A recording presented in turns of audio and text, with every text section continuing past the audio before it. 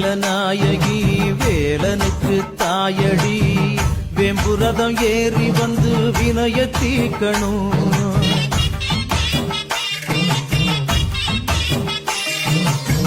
நாராயணன் தங்கச்சி நல்ல முத்து மாறியே தங்கரதம் ஏறி வந்து தாயே காக்கணும்.